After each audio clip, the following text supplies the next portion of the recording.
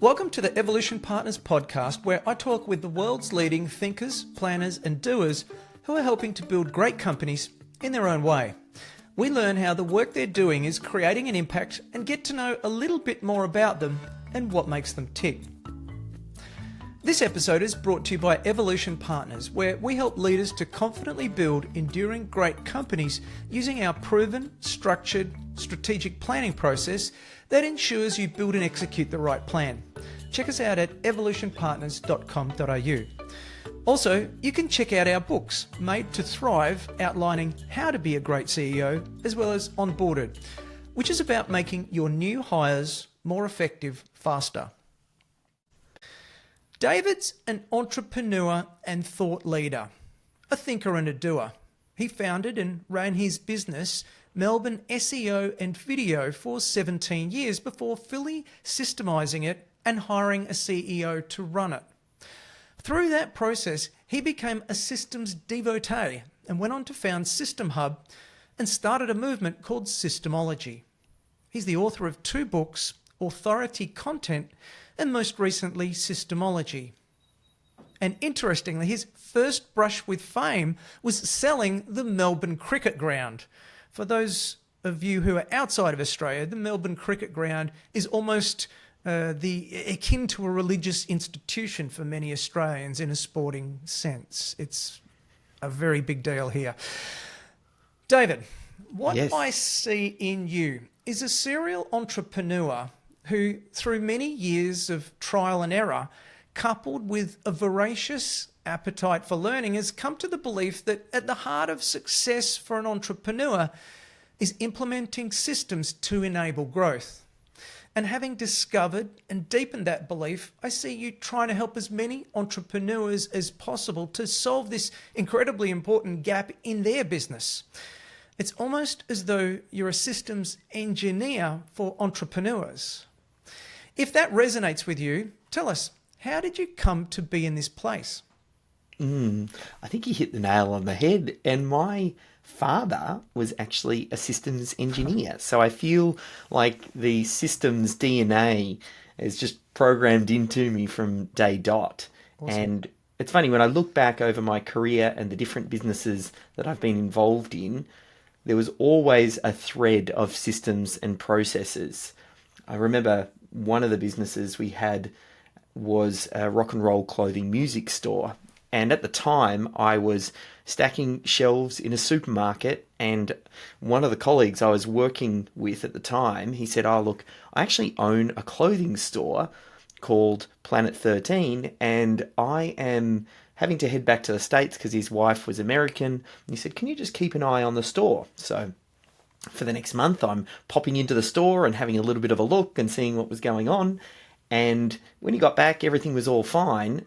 And he came back to working in the supermarket, stacking shelves with me, next to me. And I was like, "What's going on here? You have a store. Why aren't you working in it?" And he said, "I've just read this book by a guy called Michael Gerber called The E-Myth. And he told me that I should be working on my business, not in my business. And from day dot, I'm going to get someone else to do it." So here he was in the supermarket paying someone else's wage to work in his clothing store while he was sort of growing it up. And cut a long story short, we became business partners, and I got involved in that business. We franchised that business, and that very first store that we created was our franchise prototype. Now, fast forward 20 years beyond that, and I get an email completely out of the blue from a lady called Delia Gerber. Now, I didn't know the name Delia Gerber, but I knew the surname Gerber.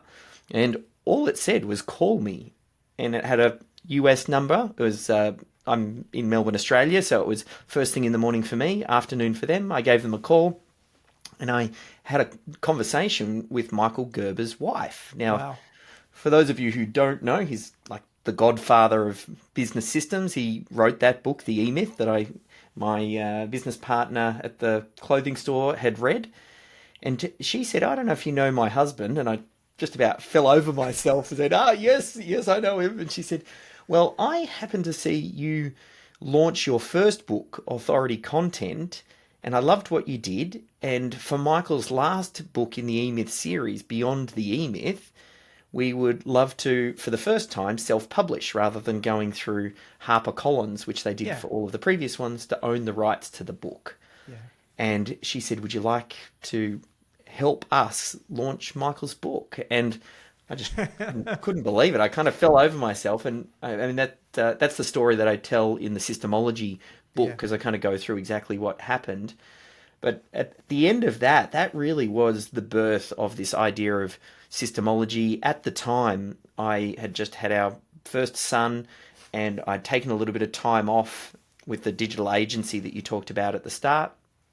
And I thought, well, what do I want to do? And I kind of realized I fell out of love and lost the passion for the digital agency, and said, I'm drawn to this systems approach. And it was like the universe just served this opportunity up on my lap. So I doubled down, and now that's my focus. I work with small business owners, helping them to document their process so they can delegate tasks down to lower cost, less skilled team members to free them up to work on the highest value tasks that they can. Awesome. It would be remiss of me to not go back to the Melbourne cricket ground as an AFL fan. Yes. Australian Football League fan. It's a sporting icon in Australia, as I mentioned before. Tell me, tell me the story. How did this happen? So that was the first proper big breakthrough that I had. It was the first sort of business endeavor. I was still stacking shelves in the supermarket at the time, and I booked in to go to a conference called Billionaire in Training by a guy called Brad Sugars, and it was up on the Gold Coast. And before the event, he sent out a book called The 1 Minute Millionaire. And I read the book, and at the time, there's a story in there about a guy called Paul Hartunian who sold the Brooklyn Bridge. Oh, yeah. And I got inspiration from that. I just read the book. I was driving past the MCG, and I noticed there was a huge gaping hole in one side of it because they'd pulled down the Ponsford stand and they were looking to rebuild it. It's like fireworks went off in my brain, and I thought I could just replicate what this guy Paul Hartunian did in Melbourne. And like you mentioned at the start, the MCG is almost like a religious icon here in Australia. We love sport over here. And I went down, found out who the wreckers were, got my hands on a bunch of discarded wood and carpet that was just sitting in a dusty old warehouse over in Port Melbourne, borrowed my dad's van, loaded it up with everything I could, gave him $1,000, took it home, and wrote a press release. Melbourne man sells the MCG for $24.95, and then sent it out, started chopping up the little bits of wood and carpet just into very small slithers. I went down to Officeworks and bought myself some certificate paper and printed it out on my LaserJet at the time and stuck a little bit of this wood to it and got some bigger framed versions so I'd have something to upsell. And when the press release hit, I got on the TV, like the Today Show, Nova Radio picked it up, was in the Herald Sun, and it was just like a little bit of a amazing carpet ride, really, where like it wasn't really a business. And I look back now, like I learned so many great things from it, but it was very much a promotion. I just had one product. I didn't really have a back end, but I found a system or a process that someone else had executed, and then I modeled it. Yeah. And I was able to replicate the success. And that was another thing that really planted in my brain. It's all about finding systems and processes and customizing it and tailoring it to your situation and then going for success. Yeah. Awesome. Awesome. What an adventure. And through that, as you said, you've learned some things, and you, as an entrepreneur, you continue to learn things. And as I think I hopefully correctly noted, you seem to be a voracious reader and learner, which is always good because you're learning from other people's mistakes rather than having to create your own. But that's the value of systems, really, is that in business we keep creating the same mistakes over and over again, and we're trying to avoid that and do it in the best possible way. So let's spin back to systemology if we can. I love the book because the E-myth, and I think it's not adjunct, but I can see the inspiration, I guess is what I'd say, from Michael Gerber's book, The E-myth and the Series, which is fabulous.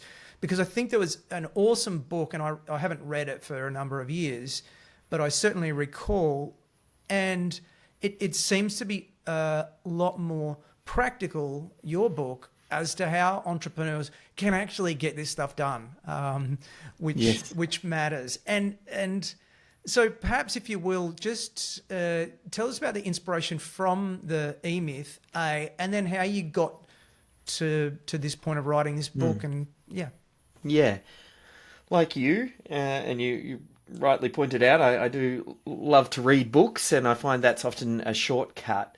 I have read many of the classics, Built to Sell, Scaling Up, The E-myth, Traction. A lot of these books, they all have this common theme around systems and processes. I always felt like the missing gap was, yeah, but how do I do it? What's the first step? What do I do next? Especially with the E-myth. The E-myth really, if I think about it now, all it did was build the case for small business systems, which at the time was quite revolutionary. But now I don't think, I've never had a conversation with a small business owner these days that we don't come to the conclusion and agree that systems and processes aren't important. Like we all, that's kind of like a given now. So then I felt, well, the next step was I need to help by giving the system for creating systems. And a good distinction as well, like I read Scaling Up and I felt like it was just like, blah, here are all of the tools, and it was just kind of put into the pages. Whereas when I read Traction, I then felt that was a linear order on then how to execute on those tools. Yeah. So that really spoke to me, and I thought there's a huge hole here, oftentimes because the business owner is poor at systems and process, and it is a blind spot, and it's very poorly addressed. And I thought, well, I can solve this, and I can go to work on this problem. So when I realized that hole, and then I haven't fallen in love with the documentation, and the secret of systemology is it's not like I love writing process. As a small business owner, I just fell in love with the result of what business systems bring. And I realized when you compare a systems-driven company against one that doesn't have process in place, it really is night and day difference. So I got very passionate about it, and then I thought, well, what work has been done? And then I started reading all of the process improvement methodologies, and then realized, hang on, all of these books, for one, it's in the name, it says process improvement, so it pre-assumes that you've already captured your process and then you're looking to improve it. And I thought, no, systemology is different. It's the step before process improvement. It's process capture. It's figuring out how are you currently doing something the best way. Like, it doesn't have to be world class or perfect. Just capture the best way it's currently being done and bring everybody up to that standard, because tremendous wins can be gained from just making your business repeatable. Because a lot of small business struggles with that consistency. And that's what systemology was. It's the system to systemize a business from I don't have any systems in place to I've got a minimum set. Like, what is the minimum viable systems required to run your business? I guess I started reading the book with the perspective, this might only be for smaller businesses. But as I began to get through it, I realised this has actually got quite a wide application. Point one. Point two, I think to your earlier point, if you're an entrepreneur hanging out with entrepreneurs all the time, you don't know anybody who likes systems and processes and likes implementing them, but they're definitely out there. They're definitely out there. And when you come across one, they're very differently wired to you as an entrepreneur, but you respect that, and that's okay. And respecting and understanding that they enjoy getting that done. And you kind of talk about that in the book, that these people are out there. Yes.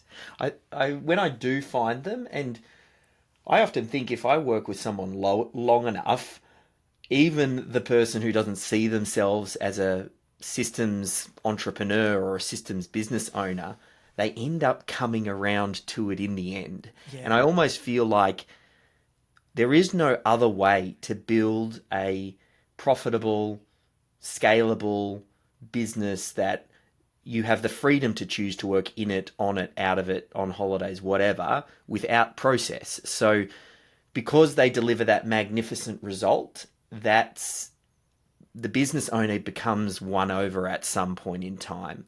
And that's really the problem I try and figure out, which is how do I take someone who doesn't see themselves as a systems person and then still let them know you can still own a systems driven business, and that's actually quite normal. And I've been doing quite a lot of interviews lately with a lot of business owners that have systemized, and I would say probably, look, at least 50 to 60% of them don't see themselves as a systems person. Yeah.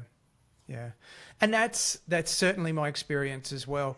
And my experience in talking to others, but also as an entrepreneur. I remember about 20 years ago, and again, this is something that it was a bit of an aha moment for me in your book, because about 20 years ago, I'd read the E-Myth, and I was on a mission to systemize.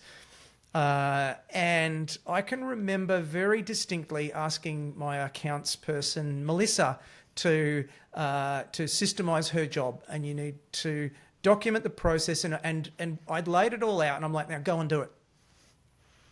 And then a week goes by, and then a month goes by, and then a quarter goes by, and I'm still waiting for that fully complete system to come back to me, right? And that gave me what I now believe to be incorrect assumption that people will never build their own system. And that was one of the big takeaways for me in the book was, hang on, there is a way that you can get staff to build systems whereby you don't have to get in and write it yourself.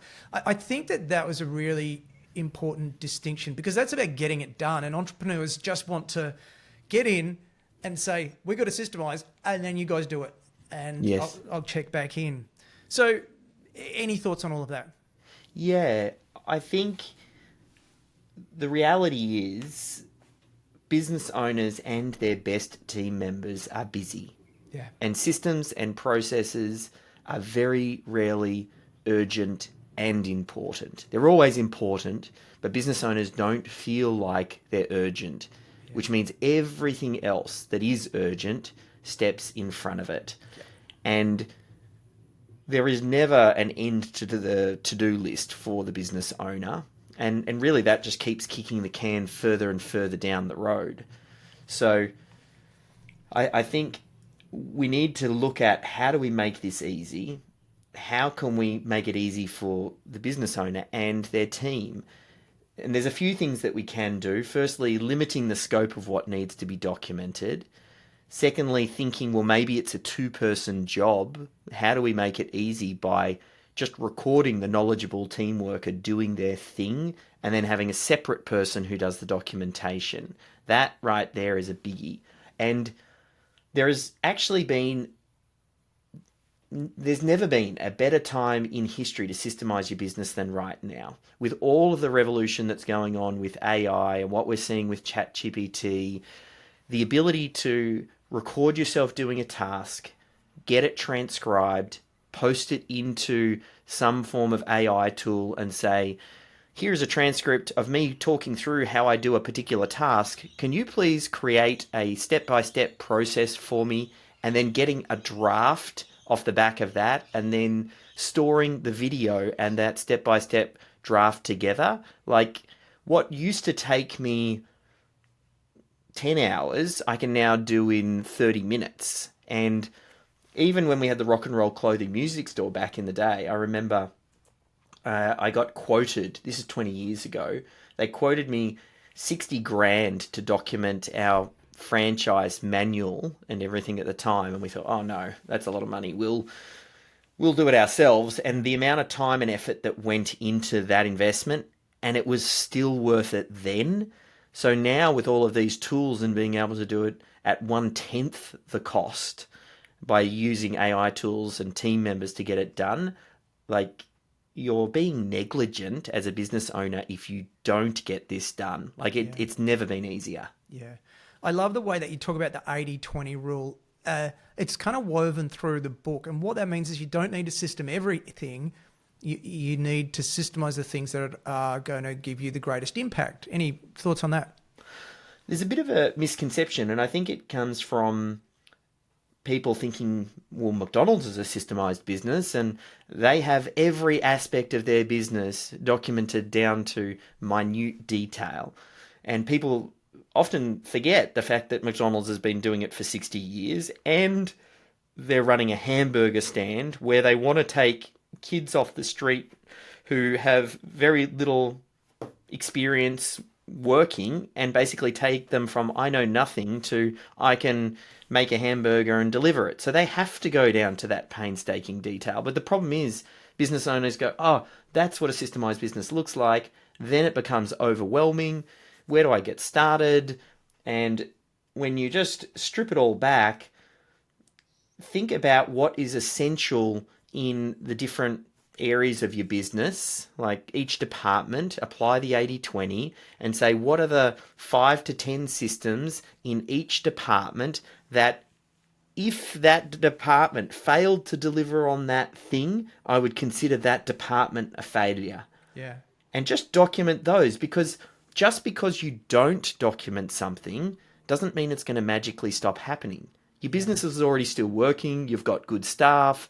All we're saying is what are the most important things that you want to have done a certain way to a certain standard, and start there. That in itself can really get tremendous wins and helps to build up the evidence for your team that you are a systems-driven business, which is perhaps one of the most important parts in this whole process, is getting the team on board and getting the buy-in. And you do that by starting and just getting some evidence and some small wins. Yeah. You spoke earlier about scaling up and traction, obviously, two very famous books that are instructional about how to scale your business.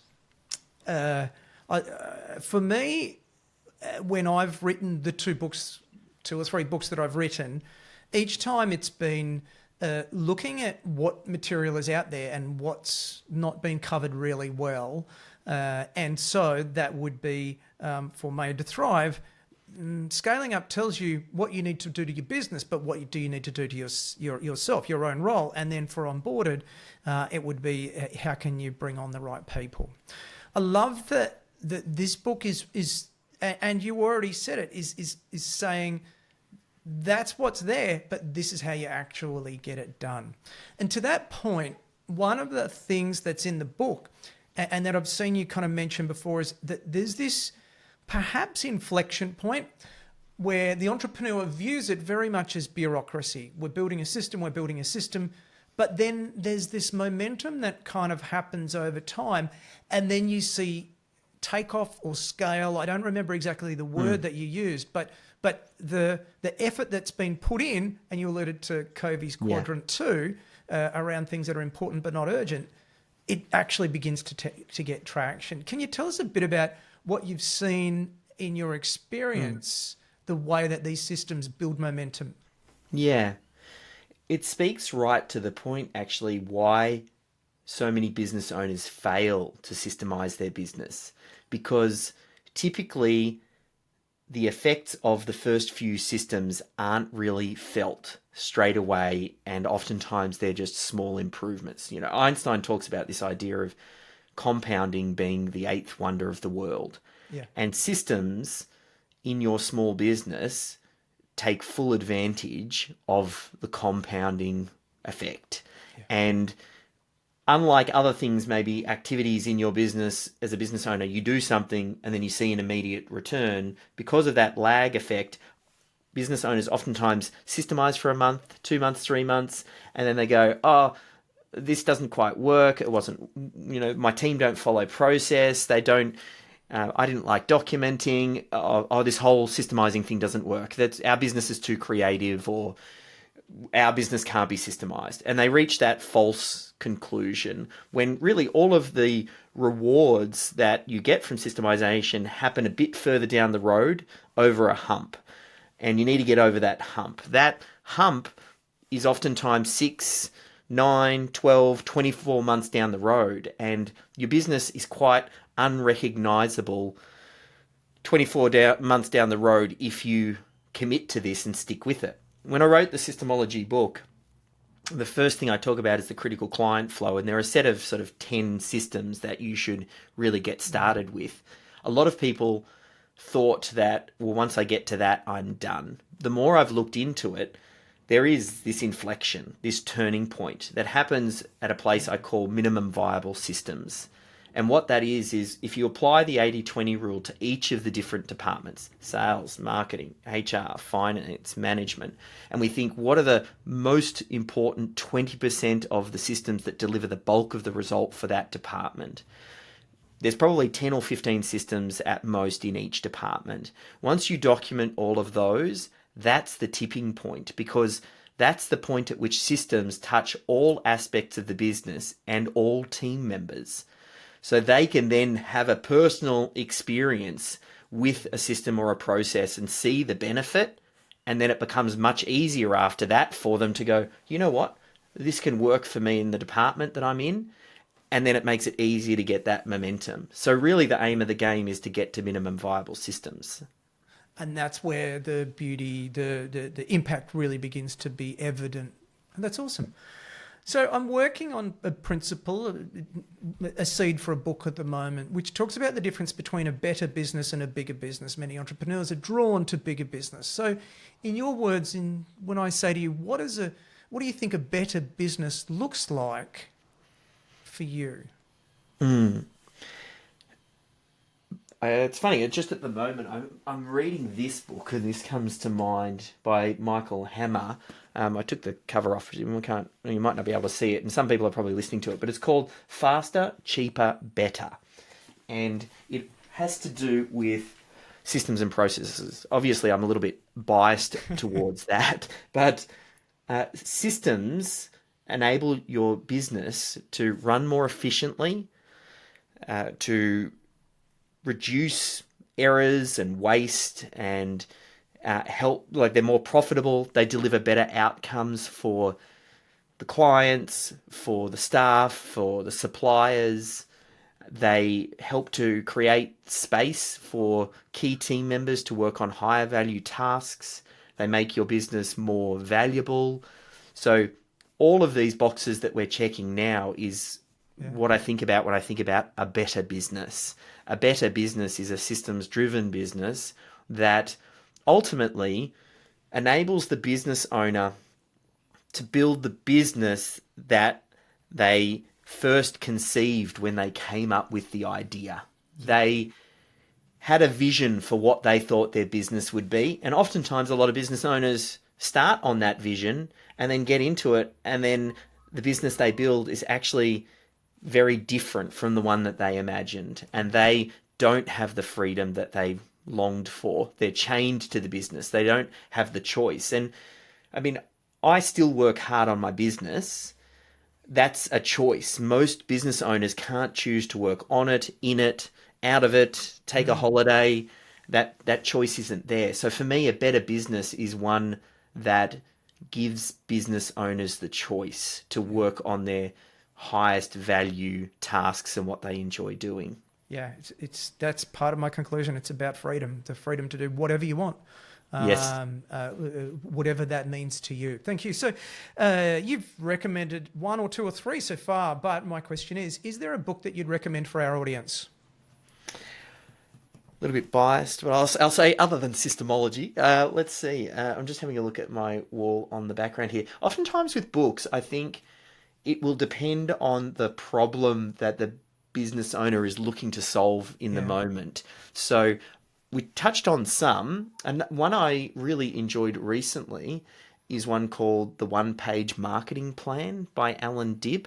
I think that's an excellent book because it thinks about the marketing department, but very much through a systems lens.